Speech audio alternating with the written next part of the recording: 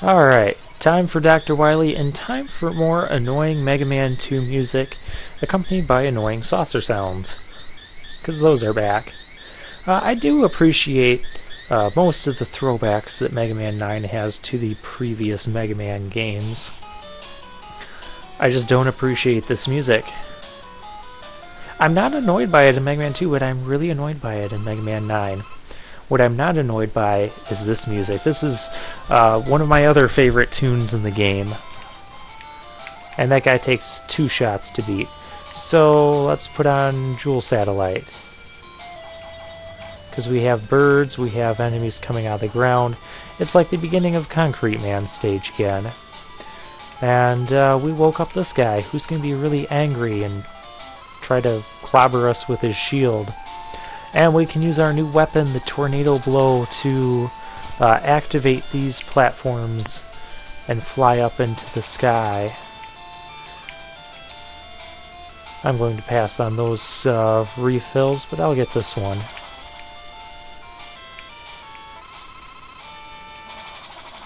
I really like the design of this and how the special weapons are used for purposes other than just dealing damage. You don't need a tornado blow on that last shot. I'll show what these guys do. They push their shield down and then they'll start coughing up hairballs at you. Don't let them do those things.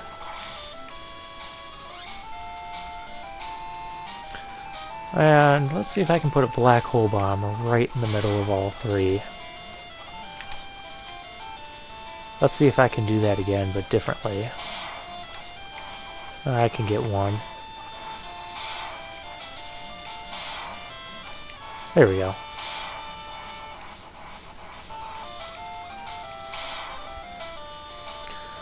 And oh, we have this dragon. He's back.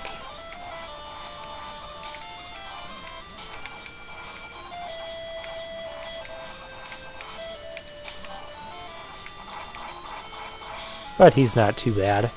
And then we have, well, we can use Hornet Chaser to get that, but I am maxed out on lives. So we're going to put on the Jewel Satellite and have a refill spot with these tellies.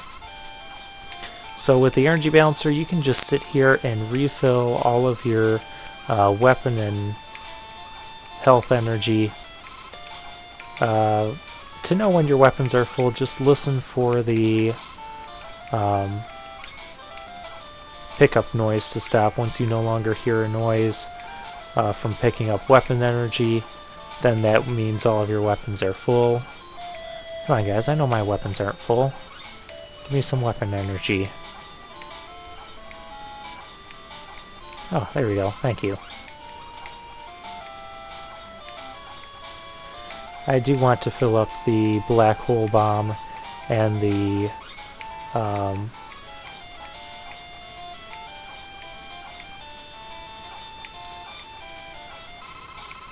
other weapon I used to have, the Tornado Blow. Those are useful weapons to fill up. Meanwhile, we'll just listen to this neat music here.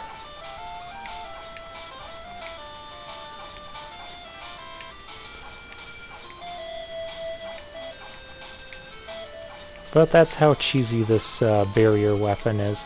If you do pause to check the fill-up progress, it will cancel out your barrier, so do be mindful of that.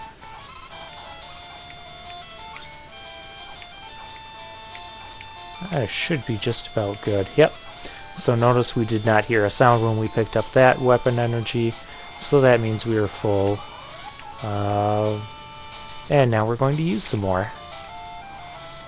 We'll use Rush there, and this one can be tricky,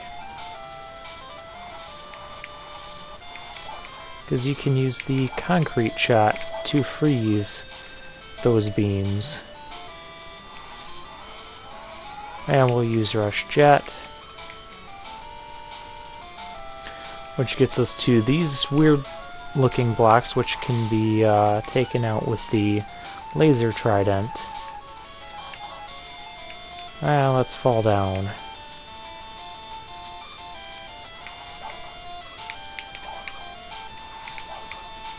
And we're going to want to go up the right side.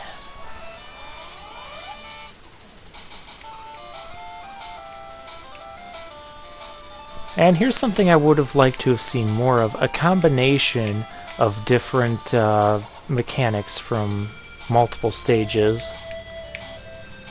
So there we had the platforms, the swinging platforms from Jewel Man stage, and the teleporting things from Galaxy Man stage. Would like to have seen more challenges like that.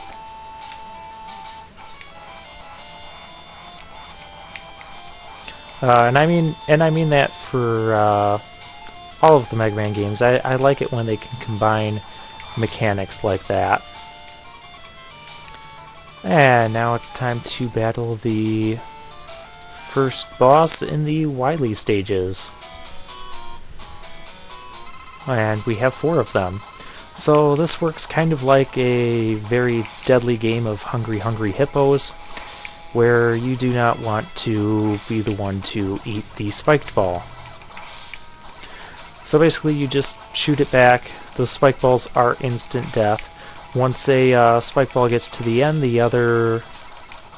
You can see those 2 on the bottom, they're shooting other energy attacks at me. So to stop them, you destroy them.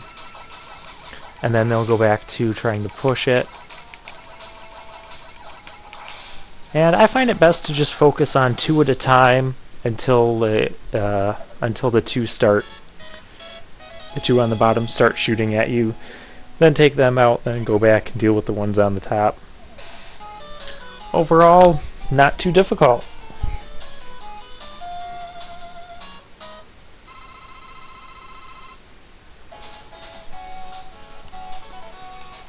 I like this music too, although I do find that this stage and the next one are kind of lengthy. I'll go up this way. Oh, I thought I was going to dodge that.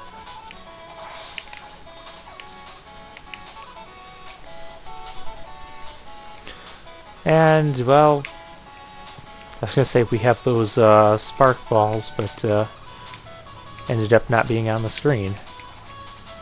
Alright, this is starting to not work out well.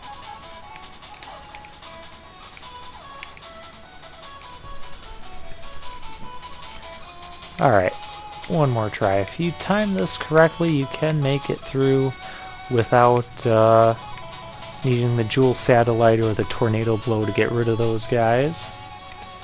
Well, let's trap some plug balls on them. Oh, that was fun. I want to send those around that way. The silly things you can do with the weapons in this game.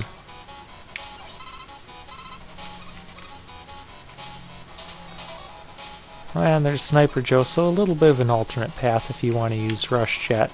You can get through there, and there's a demonstration of the Jewel Satellite being taken down by running into a stronger enemy, and I don't have time to deal with all that. I spent way too much time grinding for power-ups on the last stage, so we'll use Concrete Shot to get through there. Do notice that those enemies are creating illusions or fake platforms. Those platforms are not real. You can jump through them and into those spikes. See, it's not a solid thing. So something to be mindful about. Stop doing that. You're confusing me. Hornets. Fix everything. Ow.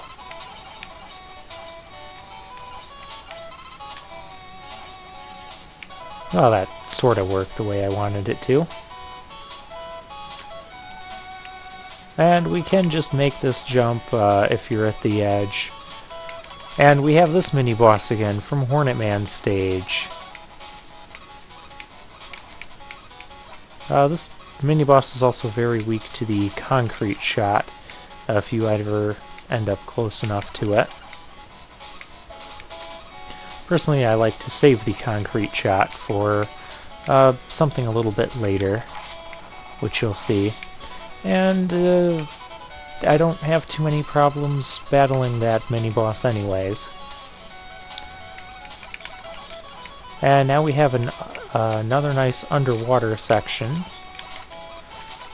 No Rush Marine in this game though, but I don't feel he's really necessary. Well, Rush Jet might be a little necessary through here. I'm gonna cheese my way through this. It is possible to make all those jumps, but not worth the risk. Not at all. Besides, we gotta have Rush get some airtime, and I did not mean to do that. Did not mean to do that at all. So you have tight quarters here for these bombs, and I almost showed you how to avoid them.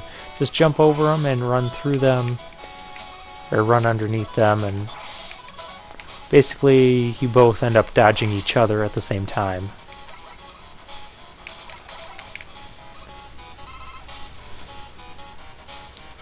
And once again we have more of these blocks that are destroyed by the laser trident.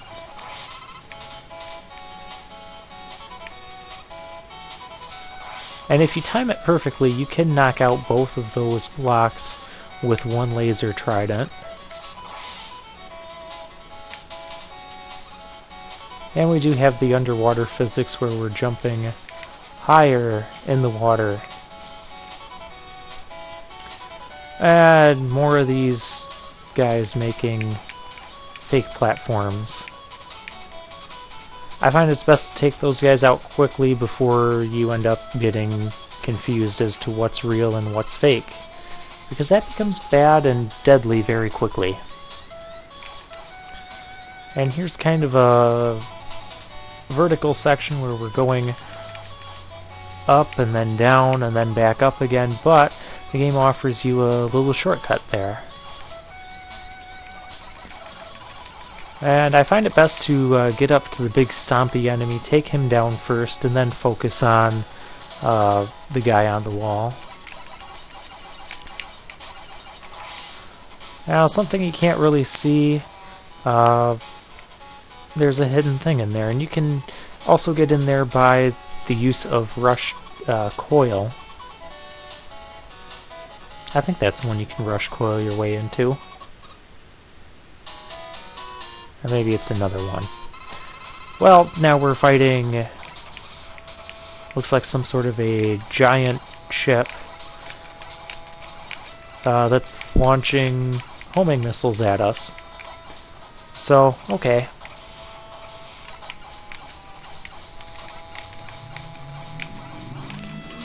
It's not too difficult, just shoot the missiles as they approach you, and then shoot the door when it's open.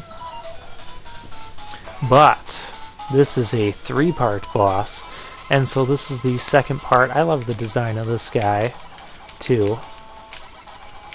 Those spikes are not instant death, as Mega Man just demonstrated. But they do a sizable amount of damage.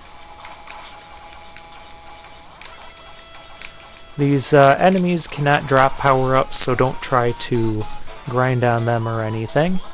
And now we have the front of this, I think it's a shark type of robot. And it'll fire out 4 lasers depending on where it starts. Will determine when and how you want to dodge its attacks. And there you go. I didn't want to waste a new tank there because I already kind of wasted the tank. Okay, it's the mystery tank.